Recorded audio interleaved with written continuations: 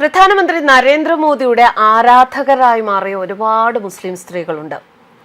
അതിൽ ഒരാൾ ഒരു കാലത്ത് വിഷം തുപ്പുന്നത് പോലെ നരേന്ദ്രമോദി വിരുദ്ധത പ്രസംഗിച്ച് നടന്ന ആയിഷ സുൽത്താന.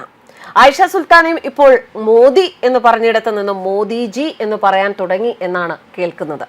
ഇതാണ് തിരിച്ചറിവ്. തൃണമൂൽ കോൺഗ്രസ് വക്താവ് റിജു ദത്ത, കോളമിസ്റ്റും എഴുത്തുകാരനുമായ അശുതോഷ്, കോൺഗ്രസ് നേതാവ് ഷമ മുഹമ്മദ്, ഇവരുടെ ഭാരതത്തിൽ മതേതരത്വം അവസാനിക്കുന്നു എന്ന വാദം പൊളിച്ചെടുക്കാൻ ഷഹല റാഷിദ് എന്ന മോദിയുടെ ആരാധികയുടെ ഒരൊറ്റ ചോദ്യം മതിയായിരുന്നു. എനിക്ക് അഭിമാനിയായ മുസ്ലിമാകാൻ സാധിക്കുമെങ്കിൽ പ്രധാനമന്ത്രി നരേന്ദ്രമോദിക്ക് എന്തുകൊണ്ട് അഭിമാനിയായ ഹിന്ദുവായിക്കൂടാ? ഇതാണ് ഷഹല റാഷിദ് ചോദിച്ചത്. ഷഹല റാഷിദ് ഒരു കാലത്ത് ഒന്നാന്തരം മോദി വിരുദ്ധയായിരുന്നു. ഷഹല റാഷിദ് നിരത്തിയ വിശദീകരണങ്ങൾക്ക് മുന്നിൽ മോദി വിരുദ്ധരുടെ വായടയ്ക്കുകയായിരുന്നു. ഇന്ത്യൻ മതേതരത്വം എന്നാൽ എല്ലാ മതങ്ങളുടെയും സമത്വമാണെന്നും പുതിയ പാർലമെന്റ് ഉദ്ഘാടനം ചെയ്തപ്പോൾ എല്ലാ മതസ്ഥരുടെയും പ്രാർത്ഥനകൾ അവിടെ നടന്നു എന്നും ഷഹല റാഷിദ് വാദിച്ചു. അതിൽ മുസ്ലിം മതത്തിന്റെ ആസാനും ഉൾപ്പെടുന്നു. ഞാനൊരു അഭിമാനിയായ മുസ്ലിം ആയതുപോലെ പ്രധാനമന്ത്രി മോദി അഭിമാനിയായ ഹിന്ദുവാണ്. അടുത്തിടെ ഒരു മുസ്ലിം ക്രിക്കറ്റ് താരത്തിന് അർജുന അവാർഡ് ലഭിച്ചു. ഇത് ഇന്ത്യയിൽ മതേതരത്വം നിലനിൽക്കുന്നു എന്നതിന് ഉദാഹരണമാണ്. ഇപ്പോൾ ഇതൊക്കെ പറയാൻ കാരണം, ഒരു കാലത്ത് സേവ് ലക്ഷദ്വീപ് എന്ന പേരിൽ കേന്ദ്ര സർക്കാരിനും മോദിക്കും എതിരെ രോഷം കൊണ്ടിരുന്ന വ്യക്തിയാണ് ആയിഷ സുൽത്താന. ആയിഷ സുൽത്താന ഇപ്പോൾ മോദിയുടെ പദ്ധതികൾ ലക്ഷദ്വീപുകാർക്ക് നന്മകൾ കൊണ്ടുവരുന്നവയാണ് എന്ന് തിരിച്ചറിഞ്ഞു എന്നാണ് ഒരു റിപ്പോർട്ട്. ഒരു ഘട്ടത്തിൽ മോദി സർക്കാരിനെതിരെ വലിയ സമരങ്ങൾ അഴിച്ചുവിട്ടതിന്റെ പേരിൽ ആയിഷ സുൽത്താനയ്ക്കെതിരെ രാജ്യദ്രോഹ കുറ്റം വരെ ചുമത്തിയിരുന്നതാണ്. കോവിഡ് പോലുള്ള മഹാമാരിയെ ലക്ഷദ്വീപിന് എതിരെ ബയോ വെപ്പൺ ആയി മോദി സർക്കാർ ഉപയോഗിക്കുന്നു എന്നുവരെ വിമർശിച്ച വ്യക്തിയാണ് ആയിഷ സുൽത്താന. ഈ ഗുരുതരമായ ആരോപണത്തെ കോടതി പോലും രാജ്യദ്രോഹ കുറ്റമായി അംഗീകരിക്കുകയായിരുന്നു, പിന്നീട് കുറ്റവിമുക്തയാക്കി. എന്തായാലും ജെഎൻയുവിലെ തീപ്പൊരി ഇടത് നേതാവ് ഷഹല റാഷിദ്, എഴുത്തുകാരി ശോഭാദെ തുടങ്ങി ഒട്ടേറെ മോദി വിമർശകർ പിന്നീട് മോദിയുടെ ആരാധകരായി മാറിയിരുന്നു. അക്കൂട്ടത്തിലേക്ക് ആയിഷ സുൽത്താനയും നീങ്ങുകയാണ്. മലയാള സിനിമയിലെ സംവിധായകയും സഹസംവിധായകയുമാണ് ആയിഷ സുൽത്താന. കഴിഞ്ഞ ദിവസം ആയിഷ സുൽത്താന വിവാഹിതയായി എന്നൊരു വാർത്ത പുറത്തു വന്നു. ദില്ലിയിൽ അതീവ രഹസ്യമായിട്ടായിരുന്നു ഇവരുടെ വിവാഹം. ഹരിയാനക്കാരനായ ഹർഷിത് സെയ്ദി ലക്ഷദ്വീപിൽ ഡെപ്യൂട്ടി കളക്ടറായി സേവനം അനുഷ്ഠിച്ചുകൊണ്ടിരിക്കുകയാണ്. അദ്ദേഹവുമായി ആയിഷ സുൽത്താന അടുത്തത്. ഹരിയാനയിലെ ഗുരുഗ്രാം സ്വദേശിയാണ്. RK സെയ്ദിയുടെയും ശിഖ സെയ്ദിയുടെയും മകനാണ്.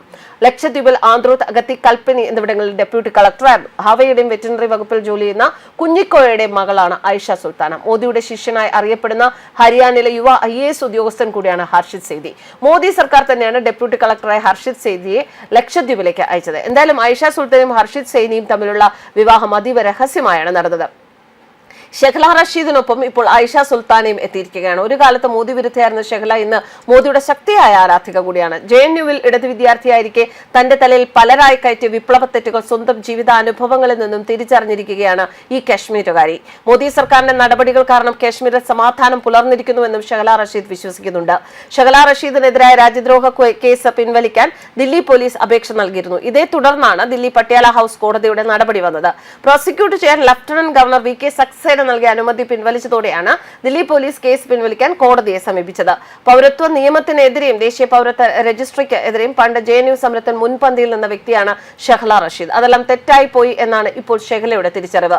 ഇത് ലോകത്തിനു മുന്നിൽ ഏറ്റുപറയുന്നു. ഇന്ത്യ ആകെ സഞ്ചരിച്ച് നേരിട്ടറിഞ്ഞ വെളിപാടുകൾ പ്രസംഗിക്കുന്നു.